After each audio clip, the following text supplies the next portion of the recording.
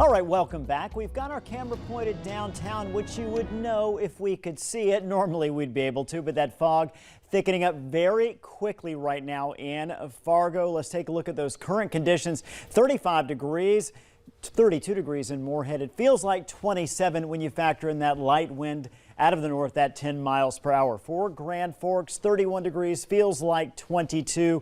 And again, in Grand Forks, the fog, in fact, even more dense at this point than it is in Fargo. And it's going to be an issue for a lot of areas during the overnight hours. That very dense fog, very poor visibility, traveling on, in some cases, roads that are going to refreeze with the rain and the ice that we have in place. So again, just be careful traveling tonight. And once again, if you don't have to travel overnight or tomorrow morning, just take it easy out there. Temperatures generally in the low to mid 30s right now.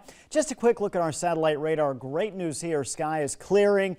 And that system that brought so much precipitation for a string of almost 4 days has exited the region. Take a look at some of our visibilities right now. 0.3 miles Hallock, about half a mile Grand Forks, 2.5 Fargo, 1.5 in Roseau, 0.5 in Bemidji. Just keep in mind that fog is there. And again, it's going to thicken up in many areas overnight. So let's talk about the event that just ended this morning where the final precipitation moved out of the region. Typically, this time of year, almost always, this would be a snow event. You've got the cool air from aloft down to the surface. And again, that precipitation starts as snow way up in the atmosphere and it just stays as snow all the way to the ground. However, in this event, very rare to see this time of year. I mean, we're talking late December. We've got that cool air aloft, but then you run into warm air above freezing as you get toward the surface. That snow changes to rain, and that's a lot of what we saw in many locations. Then you factor in when you have the temperatures back below freezing, just right there above the surface, you get the freezing rain, you get that sleet. That's what caused all the icy issues that we saw, the slide-offs, the power outages, the trees that are down.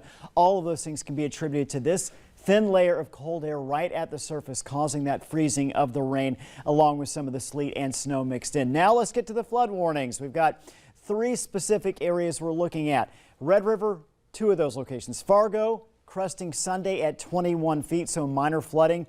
Red River near Wahpeton expected to crest Thursday, tomorrow at 11 feet. In addition, the Wild Rice River at Abercrombie expecting to crest at 20 feet on Friday. So again, another issue. You get all that rain, that freezing rain that's melting, has nowhere to go at this point. Ground is saturated, so it just runs right into those rivers. And again, you get that flooding. First alert forecast overnight into tomorrow.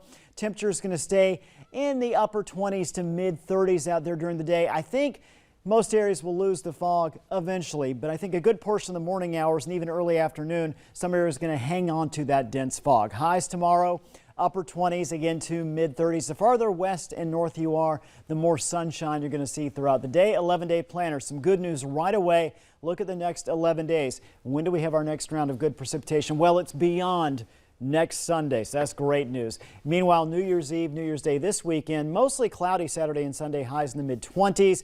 On Monday, New Year's Day, sunshine, high of 28. And again, just a nice break to settle down from all the craziness we've seen over the last few days. Yeah. Get everything reorganized, then we'll see what happens as we get toward mid-January. That's what started a problem last year, was we just never got a break. Right. We just piled up. Right, and this is our break. Yes. Thanks, Russ. Sure.